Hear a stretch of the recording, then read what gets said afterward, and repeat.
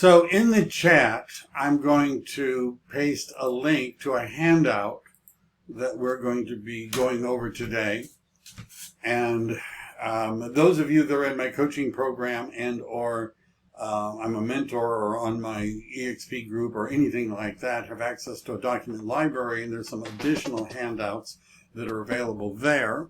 But we'll talk about those as we go along. But the first one is basically about the buyer consultation. I believe that's the handout I just texted you. Let me just make sure. And it does look like the right one. Okay, great. So let me share the screen. Back to Zoom. All right, back here. And I'll share the screen. All right, now you don't have to look at me. All right. So, and I have a number of documents that I wanted to, that we're going to look at. Some of these are presentations that are in the document library, which is available to everybody that I'm working with. But let's just talk about, what are we doing, right? And what we're doing is talking about a system where you can work with buyers and have some degree of loyalty that they're in fact going to want to work with you. And we're going to actually, if we have time, talk about some of the specific forms you might use in order to do that. Now, just to start with, if we were going to talk about a buyer consultation, right, the first thing we need to do is to have a discussion with people that might be interested in buying a house. Now, the system, in order to make money in real estate, right, if you end up with, I have a deposit being made into my bank account today, what did you have to do in order for that to occur? Well, you had to get into a contract. Well, what did you have to do before you got into a contract? Usually you had to have an appointment or a consultation with somebody, right? And then either sell their home or find a home. Well, before that, before you have a consultation with somebody, you have to have a conversation with them, right? You have to actually ask people questions like, do you know of anybody who's thinking of buying or selling a home? Right?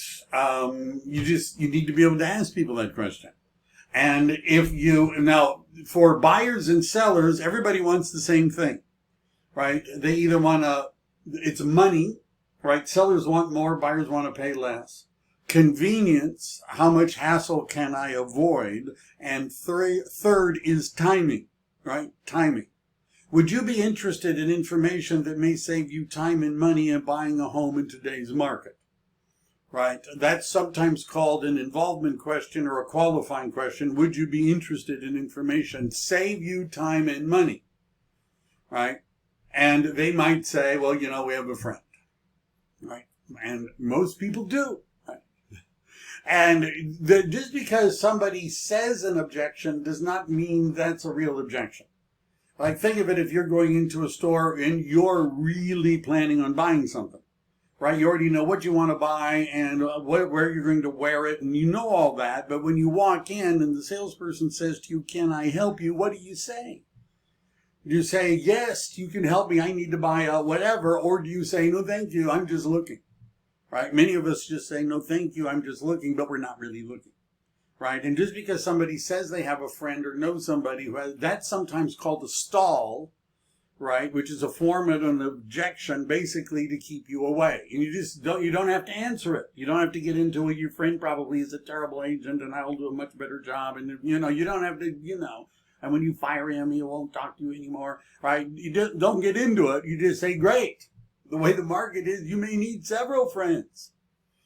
Right. Now, I've had people say, we have a friend and we're working with a friend and, and I say, "Oh, great. That's wonderful." So just so I understand what you're saying is that if I happen to find you a home that fits what you're looking for in the right neighborhood, right price range, it's like the one, you do not want me to even tell you about it. Is that what you're saying? Because you already have an agent? Is that what you're saying? Right? You don't even want to hear about it? Right? Now, you understand it takes a little bit more strength for people to push against that. And I might say, have you signed something with the agent? Something in writing? Have you committed to an exclusive, only them kind of a relationship? You don't even want to talk to me if I find you a good home. Right? Now, you need to understand that people are using that kind of dialogue on your buyers too. Right. So they say, well, yeah, we'd be interested in finding out how we could save money. That's the buyer consultation, right? You understand? That's where we're going. So if you just want to know, well, what random questions should I ask? And one of the things, if you're in my coaching program, that's in the folder, and I'll show for those of you that have access to the document library, there's a new folder that says Home Buying Consultation 2021. I'll be looking at it later, but there's more stuff in there, including a buyer lead sheet and a buyer questionnaire where there's more questions that you might want to ask. But this is the basic group of questions you'd be asking a buyer. What kind of home are you looking for? How long have you been looking? Are you working with an agent yet? How soon are you looking to move? How many homes have you looked at? Why haven't you bought one? Do you own? Do you rent? Have you determined the amount of a loan that you qualify for? That's the basic group of 8 questions. All right? And if you get that out of them, you may have enough for a consultation. So you want to close for an appointment, and the appointment you don't have to tell them, well, it'll be a couple hours long, you know. It could be done over a phone, it could be done over Zoom, it could be done in the lender's office, because there might be lender questions, but most of this is being done remotely.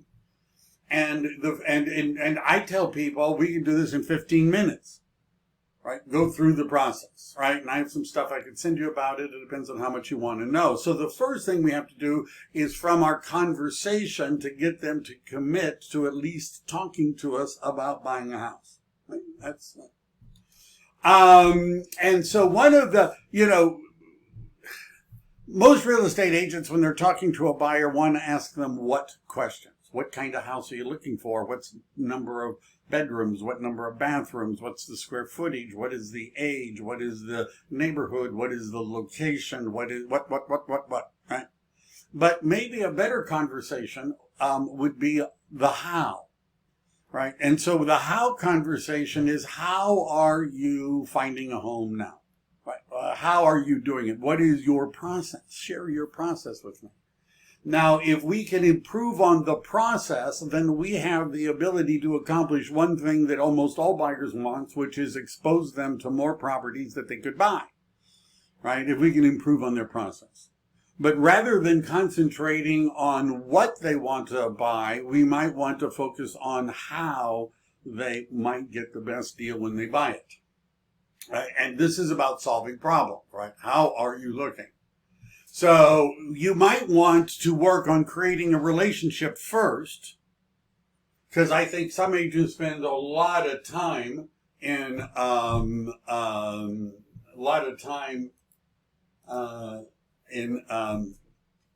looking for properties to show people, but not a lot of time is spent discussing with the potential clients the relationship, right? And how many of you would put up a for sale sign and start marketing a property without a listing appointment, without a listing contract? Right? Very few, right? Because you want to have a listing agreement before you start doing all that. So one of the things you might want to look at is the ability to list the buyers, right? So we want to discuss a relationship and we want to list them. And I'm going to go through some of the language you could use, but you could simply say, I would like to apply for the position of being your real estate agent and helping you buy a home. Right? And I've had people laugh and they'll say, really, you want to, yeah, it sounds like, that sounds good, right? But we'll talk about that. And then finding the property, right? So getting out of the business of finding properties, not completely, right? We still have to find a property. But you want to get into the business of convincing buyers that need to work with you exclusively. All right.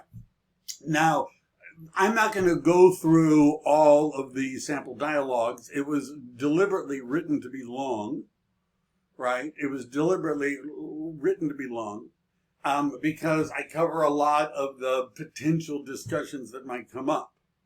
And so one of the things that you want to do is, and I'm going to show you some of the other handouts that we have, but these are some of the questions that you might be asking, in terms of having the buyer conversation, right? And so you're going to have, I'm going to show you another presentation in a minute where I get into the specifics, but this is some of the dialogue. One of my questions is, do you currently own a home or do you rent? Now, if somebody says, I own a home, how to improve the speed of trust? I don't know where that comes from. Is that on this page? Is there a typo? I don't know. Hey, Mike, no, it was a different question. Maybe I'll wait for the question. Yeah, why don't you wait? Because that one, you got me. So there are 3 sales involved in selling a buyer a house, right? One is you have to really sell them, and this is really just aimed at the consultation on talking to you. Right. And in other words, you're going to have to give them a reason why they're going to spend any time listening to you talk to them about buying a house at all. How about this? Because you're going to show them how they can make more money. They can save money on the purchase of the house. Right. They'll be able to get more house for less money. And I have a strategy for how to get the best deal possible when buying a home in a market like we're in right now. Right. That's the thing that you're going to tell them, such that they might want to listen to you. Then you have to tell them that, right? About why you could help them and what your system is. And then you need to get a commitment for them to work with you. And this can be done emotionally. That's when you show them pictures of your children and their medical bills and all that sort of stuff. And you beg and say, I really need the money. Please, you got to use me as your agent. You could do it verbally, where you explain, this is how I work, and I'm willing to give you 100% commitment, and all I ask is that you will be working exclusively with me during the time we're working. If it's not working out, if you don't think that I'm really the agent for you, then just let me know and we can part friends. But while I'm doing all this work for you, I need to know that you're going to be working exclusively with me during that period of time. And it could be in writing. And there's particular forms that you could use, right, in order to do that. So how does this normally happen? The discussion of the exclusive relationship choices, right? Now, a vast majority of the real estate agents out there don't say anything at all, right? They say nothing. They just show people homes, hoping that they understand that if they're going to buy something, they're going to call the agent, that they're going to call you. They just hope that that's the way it's going to be, right? Now, if you want to do a little bit better than just hope, you could at least say, I want to be your agent. Can I be your agent? I'm your agent, aren't I? Right? And then if they go, well, yeah, I guess so. Some agents leave it there. Then you could get a verbal commitment like the one I just said. I'm 100%, and I'm going to be doing all these things in order to help you get the best deal possible. I just need you to commit to me, to work with me during that period exclusively. Right? And then you could get it in writing. Now, the options of getting it in writing include, sometimes I call it a performance guarantee. Basically, this is just, here's a list of all the things that I'm going to do to help you, and you agree to work with me exclusively, sign here. That is not a binding agreement. The reason it's not a binding agreement, because California law says in order to create an obligation to pay a real estate agent a commission, it not only has to be in writing, but it must contain certain magic words. And those words, by the way, have to be in 10-point boldface type or larger. And the words are, the amount or rate of commission can be negotiated between the broker and the client. Now, the buyer performance guarantee doesn't have any of that. It's just, here's all the things I'll do to help you. But for some people, do you understand, getting them to sign anything other than, even if it's not a binding contract. Yeah. So you know how we get notification if the pricing are a bit higher. Are you talking to me? Or was somebody just talking to somebody else? I think somebody was talking to somebody else. All right. So why are we getting somebody to sign a written agreement? We're not necessarily doing it on paper, right? E-sign. Why are we doing it? Is it so that we're setting up the ability to successfully sue them if they use somebody else? And the answer is probably not, right? Because you'd have to get the broker to go along with it, and the broker would have to get the E&O company to go along with it, and it'd have to be a good one, right? So we're not doing this so that we're setting up a lawsuit that is going to be successful. What we're doing is we're getting more of a commitment and an acknowledgement of the commitment from the buyer. Then there's two other actual California Association of Realtor forms, right? And just for funsies, I hadn't teed this up, but, you know, I seem to be relatively ahead. So if you're not familiar, there are 3 California Association of Realtors buyer representation agreements, 3, right? One of which we're not going to use because it's a non-exclusive and not for compensation. And the not for compensation part, I don't know if that bothers you, but it bothers me. I don't want a not for compensation agreement. I want a for compensation agreement. So that gives us 2 potential ones. Let me find one of my...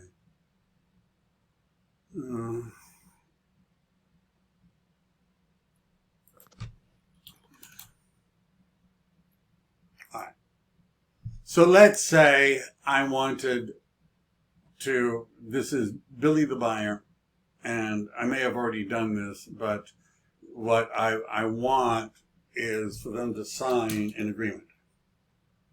And I have it. Okay, that's good. So we're going to click on Add Documents, Add Form, and if we type in representation, apparently I have added them. There's the first one, non-exclusive, not for compensation, don't want that. Buyer representative agreement, exclusive and non-exclusive. So I both have them here. Now the difference between these two, I don't know why it didn't find it, but the difference between these two is that the non-exclusive simply says that if you negotiate on behalf of the buyer and or write up the offer, I have way too many files. How about this? Are you going to let me find it? No, of course not. It's okay. It must be closer to the bottom. Common interest, lease management property, open house listing, 2 declarations, notice to pay, notice to, no secure, referral fee, resident.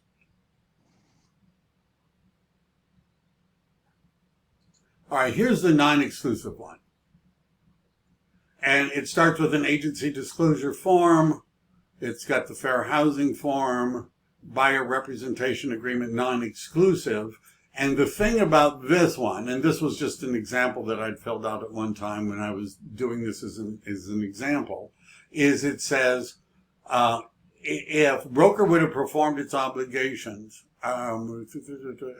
possible single agency broker compensation. So,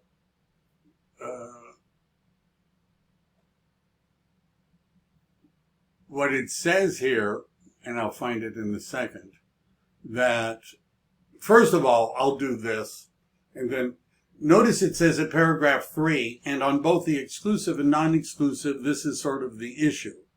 Because what you're doing in a buyer representation agreement is you're obligating the buyer to pay you a commission. Now, if you check the first box and you put in 3%, the question is, what if it's only 2.5 in the MLS? What if it's only 2.25 in the MLS?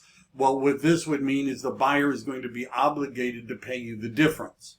And although you as a real estate agent might like that idea, I'm good luck explaining that to a buyer and getting their commitment.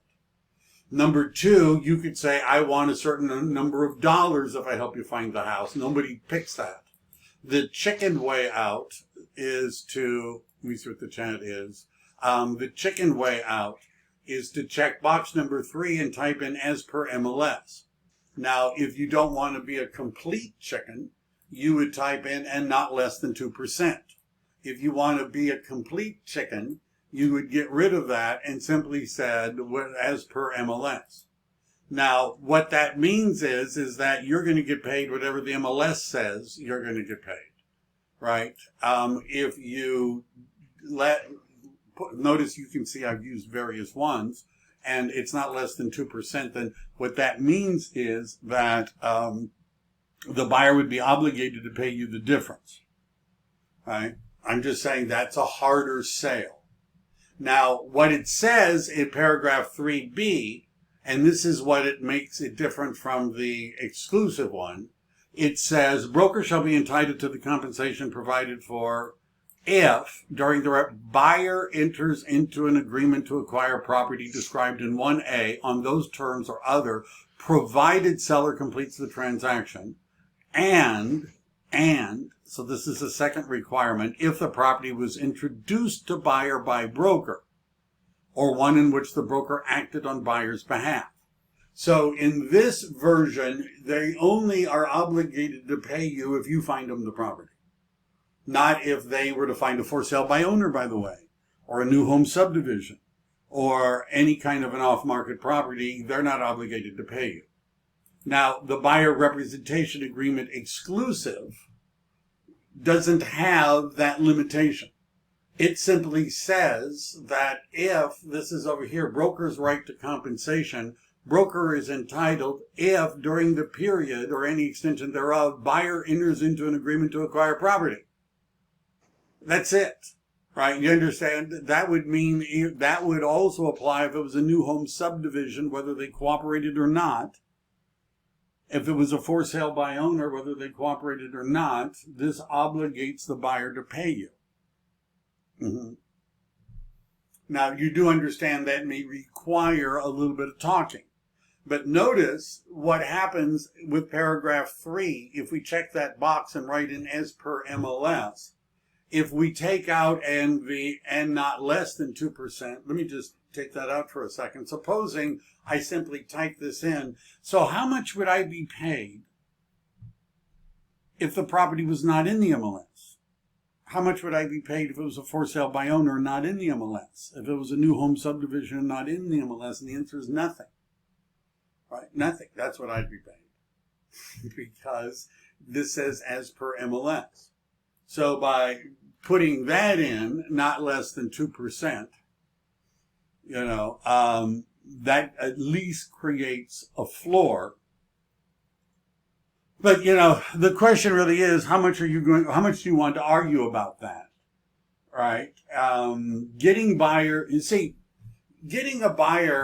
it's difficult.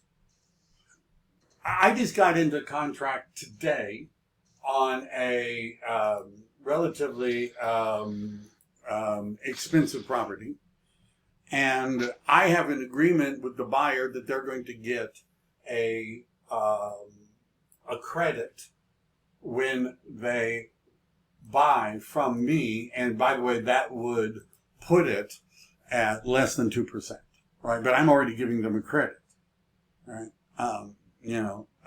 And by the way, my part of this is still going to be about over $40,000. So, the question is, are you giving buyers credit and things like that?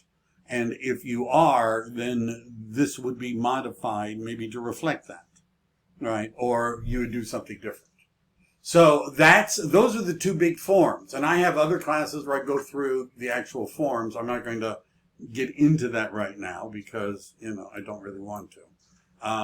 But later, right? So what else did I put into this one? There's just a little bit more about the representation. You see, buyers, why don't they want to have an exclusive relationship with a real estate agent? And the answer usually is they don't know if there's any problem with what they're doing now. Right? They think, hey, I got Zillow, I got Redfin, I got Realtor.com on my phone. I've got 4 or 5 agents that have set up searches for me. I'm fine. I'm good. So unless you can articulate an advantage you have over Zillow, right? I'm just saying, unless you can articulate that, they might not believe that they've got a problem, right? And, what's in it for me, like I have agents will call me up and say, I'm meeting with the buyer and maybe I should just send them the buyer representation agreement for them to sign before I meet them, right? This is a very common thing I hear, and it's a very natural thing. But let's say you were going on let's say you were you're going on a date, and first date, and prior to the first date, you email the person that you're meeting your basic relationship agreement, explaining what expectations are going to be in our relationship going forward. They might think that's a little premature, right? Because you haven't even met them yet. So sending a buyer representation agreement to a buyer by email in advance without ever explaining why this could be a benefit to them, it might diminish your chances of getting people to sign it. Getting a lot of, right. So yes, you don't send it first. Okay? So you might have to explain how you might be able to do a better job. And so the rest of these slides are really more of the dialogue that I put together. But what I would like to do, and if you're in my coaching program and that sort of thing, all of these are in a Home Buying Consultation 2021 folder. If you're not in my coaching program and you'd like to look at something like that, to get copies of them, you need to talk to me about, you need to talk to me. That's all I could say. So let me just cover a couple of them, and I use these at different times. I was scheduled, and I'm scheduled to do a home buying seminar with the City of Sunnyvale's Chamber of Commerce in maybe next month. It's been rescheduled, and I'm doing a home buying seminar. I hear noises. I'm doing a home buying seminar with a credit union up in Martinez and Alameda County. And so the subject of it is buying a home in a hot real estate market. And so I just wanted to show you what I include in that. All right. Now, some of this is, this is just my stuff. All right. And if you've seen me do these before, it's the same thing. Here are the different steps.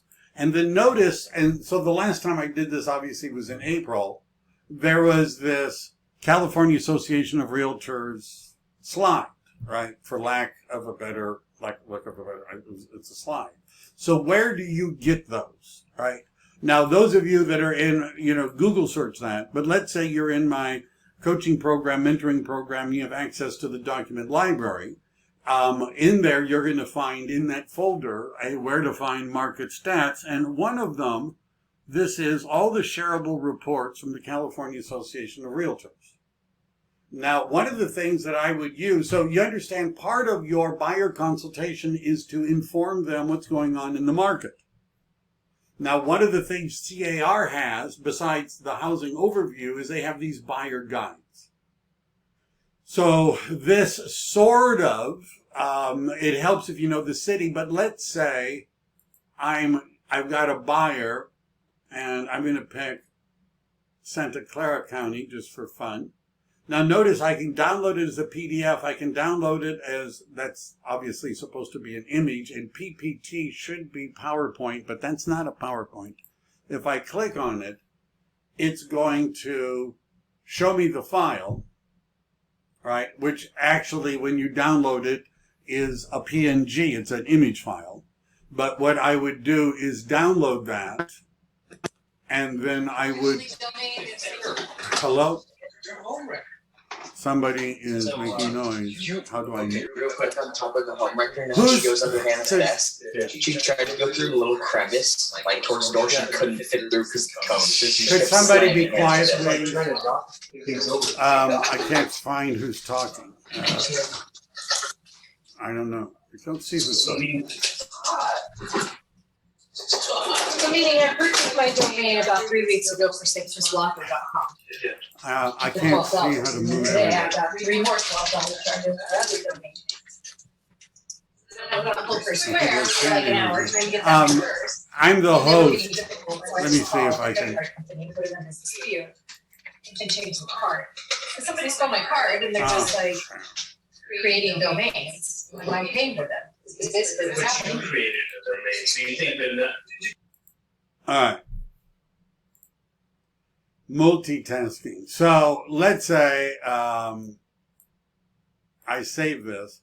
It's going to save as a image file, which I would then simply right click on this, change picture from a file, and then I would go and find that file. Oops, right just here.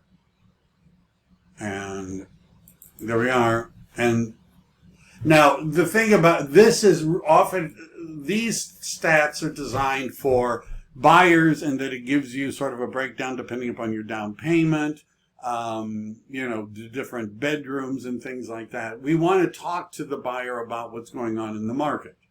And other stats that you can get are, for example, if you look at this list, which from the California Association of Realtors, there's the housing market overview. And again, let's just pick Los Angeles County just to mix it up. And that's where you find this image. Right. And by the way, if you can sometimes just copy the image and paste it in, but that would give them an image. Now, one of the things we want to be discussing with them is, and by them I mean the buyers, is are people generally selling at list price or above list price? And the list to sales price ratio in LA County is 4.7% over list price, right? That's the sales to list price ratio, 104.7. So what that would mean is that if we're looking to buy $1 million house, let's say, let's say an $800,000 house in Los Angeles County, and that's the maximum price the buyers can afford is $800,000, then that means we might need to be looking for under $800,000 for homes to make offers on, because of the tendency for them to go over the list price, right? So that's a useful, in other words, we need to educate people about what's going on in the market. Now, what else is here? Other things. So, and you should become familiar with this, right? And then there's also the county market updates, and this is more of an 8.5 by 11 look, which you also could use depending upon how you're going to communicate your buyer consultation with somebody, right? So you'll notice what I have in this one. Why is it a good time to buy? Interest rates are low. They just went down again. By the way, as a real estate agent, you should be up on what's happening with interest rates. Are they going up? Are they going down? Are they likely to go up or do they go down? Are they connected to inflation? People kind of think that you should know about this. Inventory is rising and people are moving around, right? They're moving out, they're moving to smaller places, and so that increased relocation. I also included a graph about mortgage rates, which is not up to date, but you understand if I were to Google search, maybe people don't understand this, right? How would I find a similar graph? How about going to mortgage rates? All right, I'm showing you my secret research system. First of all, I'm going to click on images. And then under tools, I'm going to pick on time, and I'm going to say in the past week. So here are images. How about this? This is from 5 days ago. And if I right click on it and I copy the image and I go back here and I right click on this and I change picture from the clipboard, it's just, there it is, right? About what's going on with interest rates. They went down a little bit. So these are some other things that I got from Freddie Mac. Some of you heard that. That's a little out of date.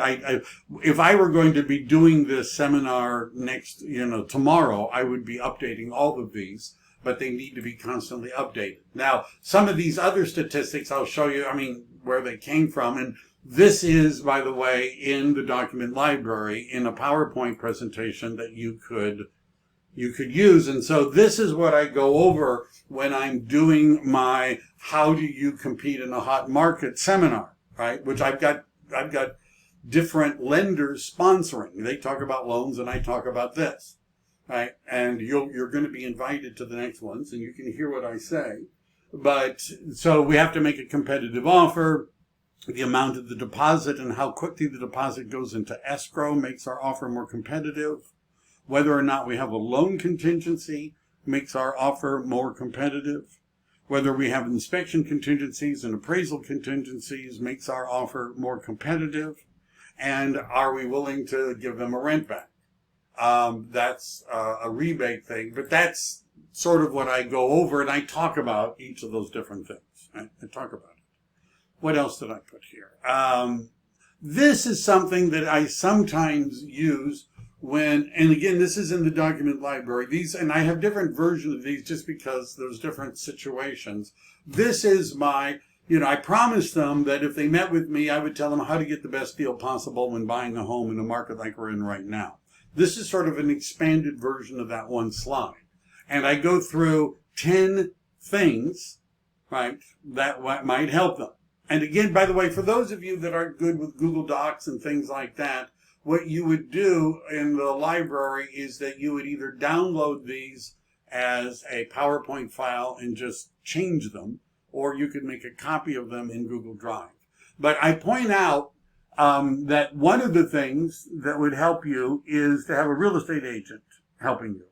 And according to surveys by the National Association of Realtors, by the way, the survey, the whole survey, and all of the data is in the document library, the most recent one. But 52% of the buyers found the home they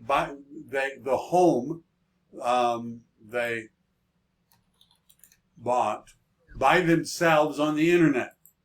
Can't believe I didn't see that before. 34% of the time, the agent finds the home bought. 34% of the time. So what that means is that, sure, we want you to look at Zillow and Redfin, and we go ahead and do that.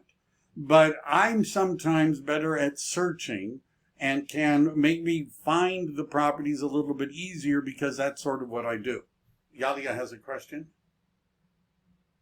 Yalia?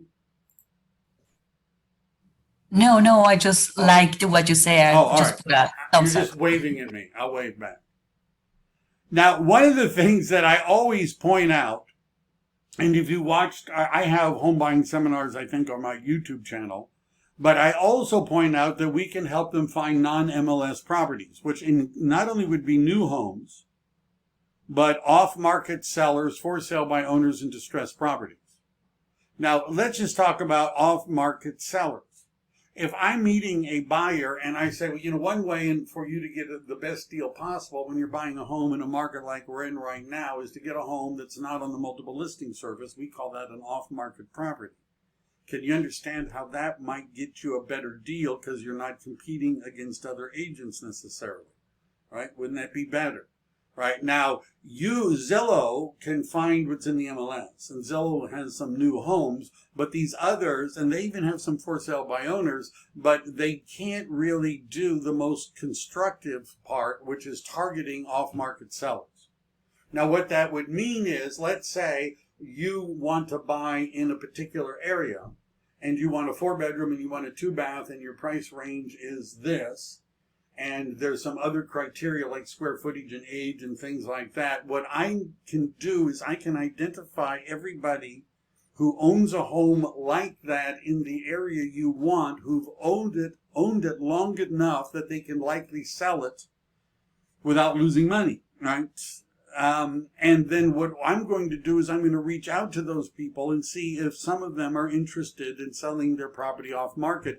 Do you understand how there might be people out there that are thinking of selling their home, but they don't want to go through the whole hassle of listing it and doing all that? And if I contact them, we might be able to work out a deal. Does everybody? Now, by the way, if you wanted to get listings, how many of you would like to get listings? How many of you would like to get listings? Probably hands should be going up, right? Let's say you wanted to get listings. What would be a way of getting a listing? And the answer is if you could contact people in the neighborhood and tell them that you had a legitimate, motivated buyer who wanted to buy a house. Now, it gets complicated if you do find one, right? You should talk to me, or if you're not in my group, talk to your broker or a lawyer, because there are legal things that need to be handled properly. There's videos of me explaining this. But, by the way, would that be a bad thing for you to do every day is call 20 people that own homes in a market with the beginning, I have a buyer interested in buying a house just like yours in the neighborhood, that neighborhood. Right? I got a buyer. Right? And for sale by owners might require more research. Distressed properties is when we're talking about notices of default and things like that. That's interesting. That's a little smaller. And by the way, you can get those. You can get distressed properties, notices of default properties, and that sort of thing. And you could throw in probates and a bunch of others, but these are non-MLS properties. So when I'm talking about a value proposition to a buyer, I'd be talking about going beyond simply finding what's in Zillow. Let me tell you a personal opinion. If all you do as a buyer's agent is let your buyer go to open houses and then tell you when they found one, and then you write the offer, you might not really deserve 2.5%. I'm just throwing that out as perhaps I could see the point, right? So if you actually, and by the way, you would like to go with them to open houses. Remember we talked about commitment. This is maybe not the best metaphor, but buyers are like relationships. They're like boyfriends or girlfriends, right? And the reason that buyers are like those kind of relationships, because if you don't keep them busy, they're going to start seeing other people. I'm just saying, right? You need to keep them busy. So that's something I would talk about, right? And then this is sometimes this is actually from a formal presentation, but sometimes Zillow isn't as accurate. They've been improving, but Zillow oftentimes has properties that are no longer on the market. Sometimes new listings don't appear right away. Redfin is actually better at this than Zillow. And sometimes their sites aren't as accurate. So what you would want to convince them is that you could get perhaps more accurate information. The other thing that you should, and I always tell people about this, about Zillow and some of these other sites, is false advertising. Because I had a client that was doing this. They wanted to see a house in Blossom Valley. We closed just a little while ago. And the guy was like, well, Zillow's, the listing agent says he could show it today. And I'm like, the listing agent told you they could show you the house today? And the guy was like, yeah, the listing agent told me because I saw his picture next to the house on Zillow. And I texted him and he said that he could show me the house today. And I'm like, first of all, that's not the listing agent, right? How do you get your picture next to a listing on Zillow? You pay Zillow money. So do you think it's possible that your buyers think that that picture next to the listing on Zillow is in fact the listing agent, and if they have real questions, maybe they ought to just call them? Right? And by the way, what's the house worth? Don't ask Zillow. And by the way, this chart actually came from Zillow, and I haven't checked to see if they've updated it recently, but this is what Zillow was saying. That they found that that chart came from them, not the words, that the Zestimate is within 5% of the actual sales price 33% of the time. Does that sound good to you? And it's within 10% of the sales price about half of the time. Now, that's the reason I would talk to a buyer about this, is that I don't want them to think that just because Zillow says the house is worth something, it's what it's worth. So the first way of getting, a good deal is to have an agent who's committed to working with you, who's looking for properties that are not on the market, that are special deals. 2 is get pre-approved. And most sellers aren't even going to look at it if you're not pre-approved. And it depends on who you get pre-approved with. So it helps if it's not an internet pre-approval. It helps if you're not the loan agent and the real estate agent and you've written the pre-approval letter. I'm telling you, and on my listings, I tell the seller we don't want to take those. So it's better if the pre-approval letter is from a trusted source. Right? Like a big credit union, Bank of America, Wells Fargo, Chase, somebody that people have heard of. Right? And there's an advantage if the loan agent is known even in that area, or certainly that their office is. Many of you know I like Golden One Credit Union. Not only I like them because they have good loans and they're a nonprofit, but they are the 4th largest lender in the state of California. So it's not like it's a fringe group.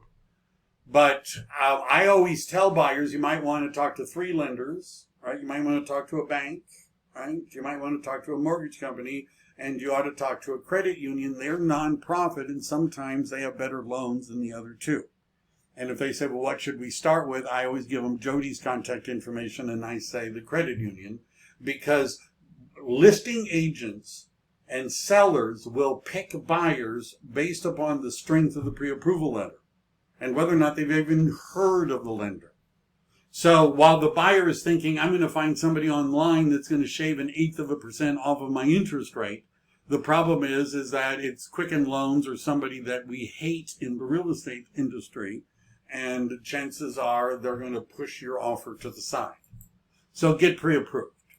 This is what I tell buyers, you have to act fast. This is why waiting to the weekend to go look at homes could be a mistake. Because what's going to happen is there's going to be a push by the motivated buyers to get it off the market before Friday night. So it doesn't go to the weekend and it doesn't go to open houses. So whereas the typical buyer is waiting for the weekend so they can make a picnic day and go look around and do stuff and go drop by some houses, that seems like fun. The motivated ones that want to get a good deal they're going and looking at it on Tuesday once it hits the market so that they could write up an offer by Thursday so it's no longer on the market on the weekend when the typical buyers are out looking. You have to act fast. Even like responding to a counteroffer, I've had cases recently where we got an offer and we countered the offer and they were stalling, and then we got a higher offer than our counter. So we canceled and went with the higher offer. You have to act fast if you want to get the best deal possible. Cutting out the middle person means the listing agent. You might think that if I work with the listing agent, maybe I'd get a better deal, but that's like thinking that if you're getting divorced, you would use the same attorney your spouse was using, because wouldn't that save money? Right? Wouldn't that save money if you used your spouse's attorney when you're getting divorced? Why do you need 2, right? You already hired one. We'll just go with that one. There's obviously a conflict of interest because the listing agent is legally bound to negotiate the highest price possible. And there was a study done with relocating buyers that was done by Sprint some years ago. But what it showed is that when people were buying using the listing agent versus using their own agent, that there was about a 5% difference in what they were paying. 5%. Depending on whether or not they had their own representation.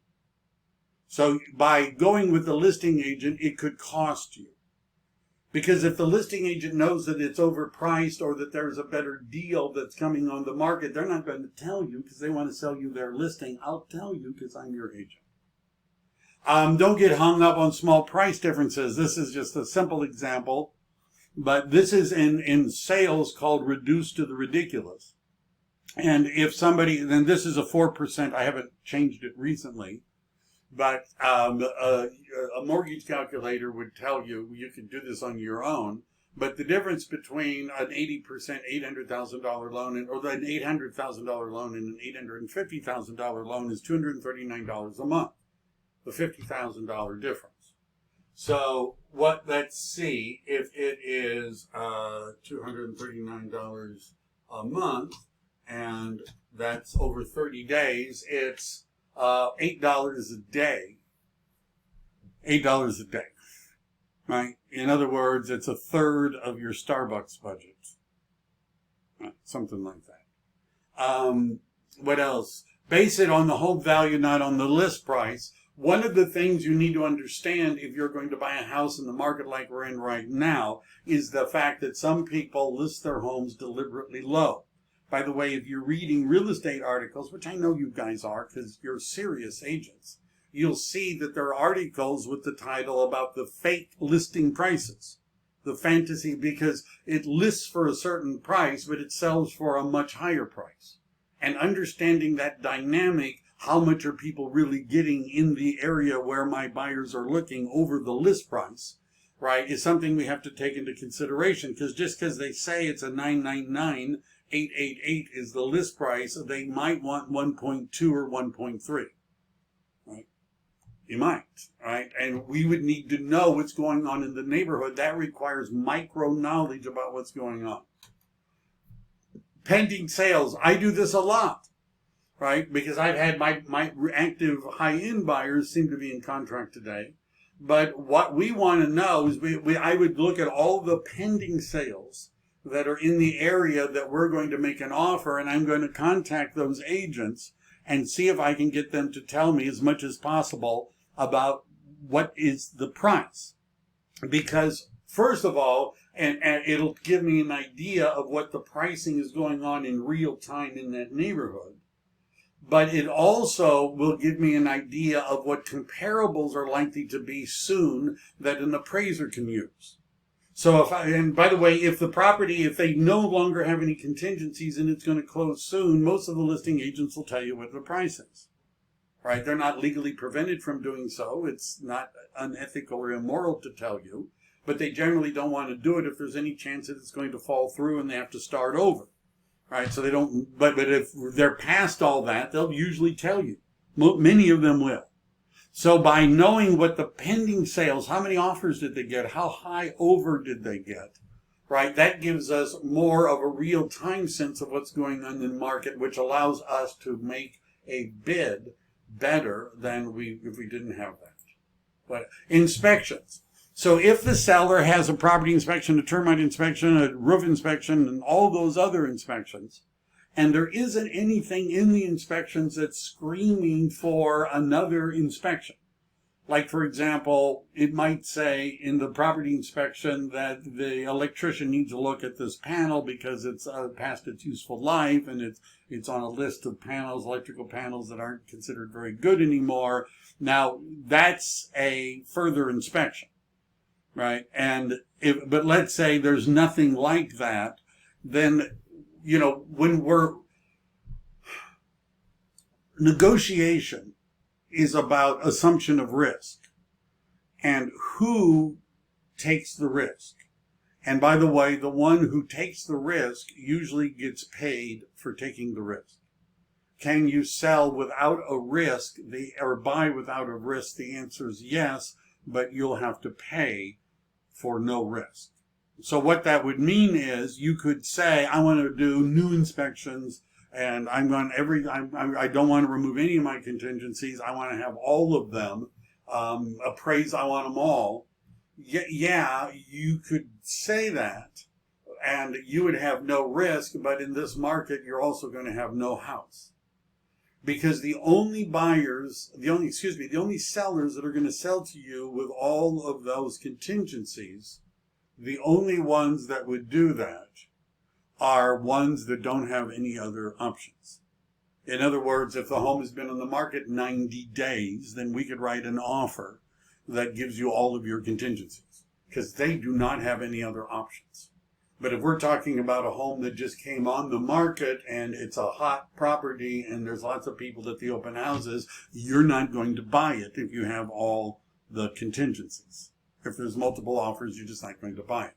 So do you have to do more inspections, right? It's something you need to think about. Other terms, like right now, ours, we were going back and forth because the seller may be doing a 1031 exchange and they lost their replacement property and they're not as motivated to sell. Maybe they could use a little more time and then they could find the replacement property. You understand there are other things like allowing the seller to stay there. Up to 60 days is the most a lender will allow, right? So those are other, and by the way, how would you know about that? You would ask the listing agent, what are they looking for? Right, we've talked about removing contingencies when you can if you have a good loan agent.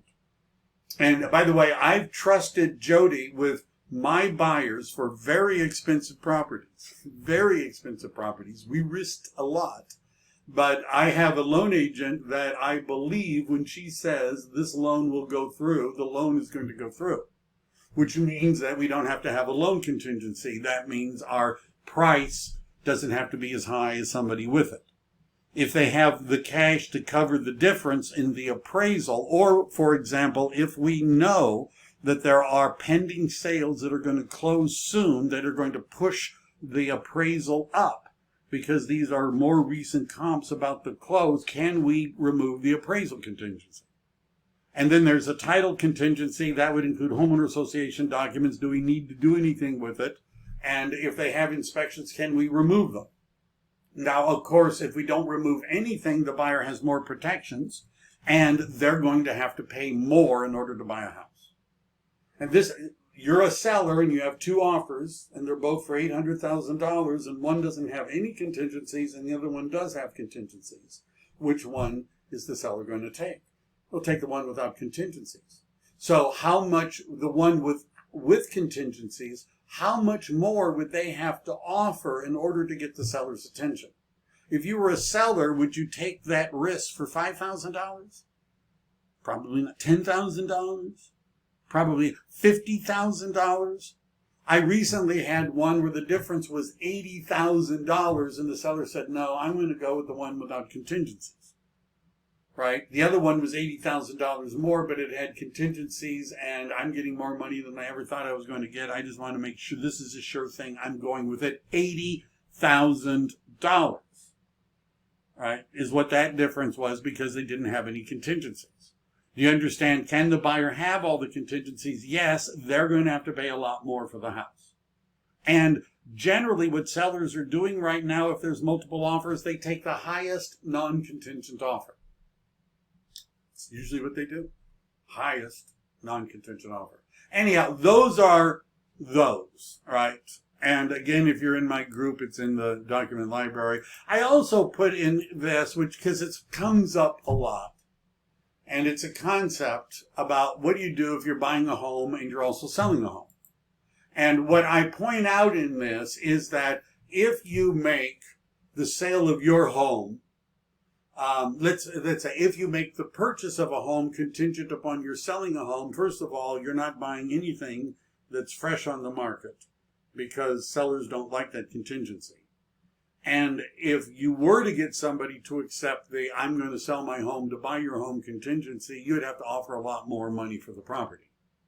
And so now that you've bought a property on the contingency that you have to sell your home, now you have to turn around and try and sell your home. And now you have to do it in a hurry because you have this contingent purchase, right? You have this contingent purchase. And if you don't, in a hurry, get your home sold and get into escrow and get your money out of it, you're going to lose that end of the transaction. So you have to pay more when you buy because you have the contingency, and you're going to get less when you sell because you have this contingency and you have to sell fast.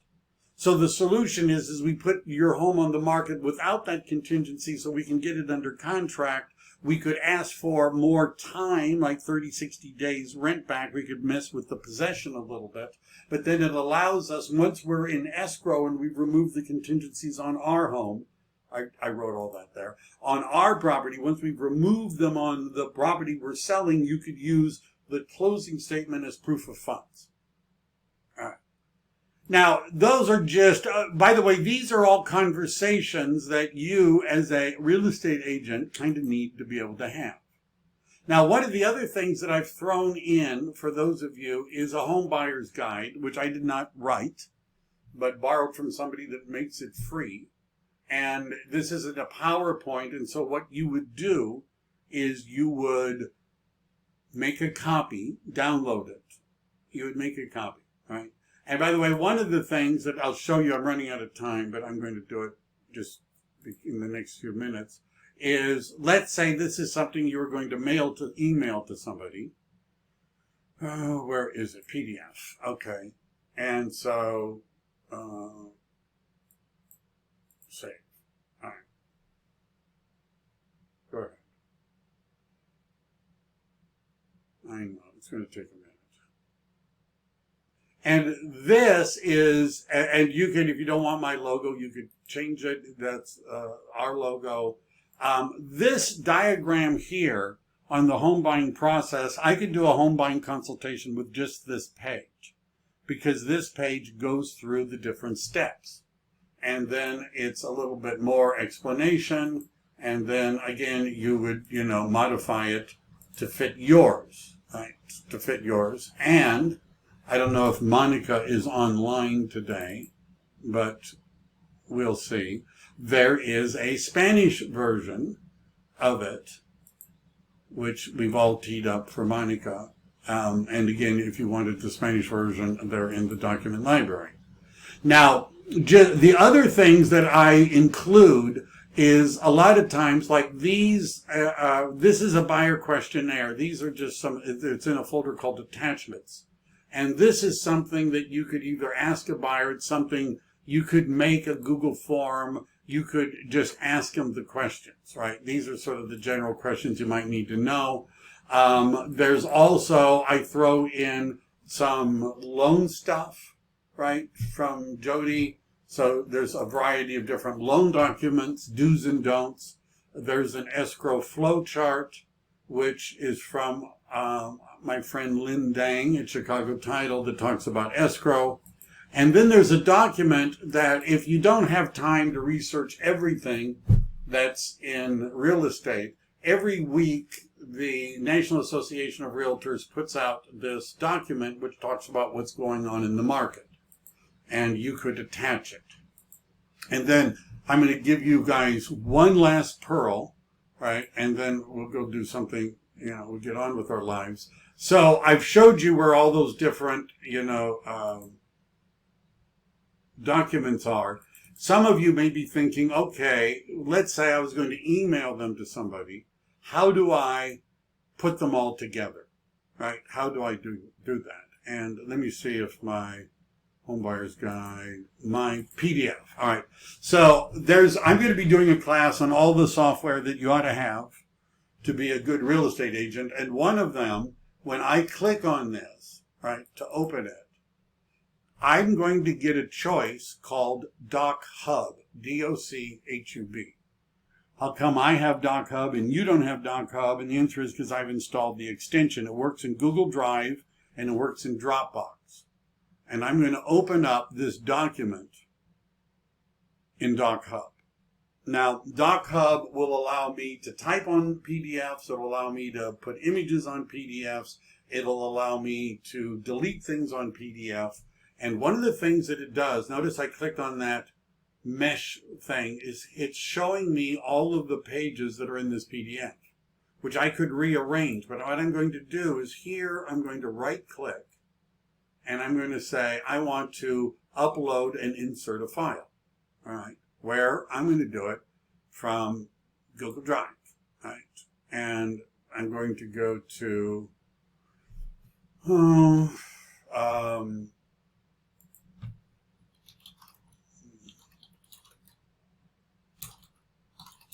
Home Buying Consultation, and then I'm going to go to attachments. And so let's say I wanted to attach the escrow flowchart, right? And by the way, I can only do one at a time, but I'm going to do that. And I'm going to click on append, and I'm going to say go ahead.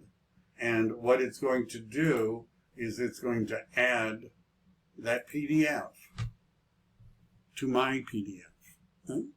And there is it's taking its time to load, but that's what it looks like, right? It looks small, but that's, when it prints out, it's going to be the same size, right? And if I wanted to include the ones from Jody, I go to Google Drive, I go back to Home Buying Consultation, and attachments. Or how about this?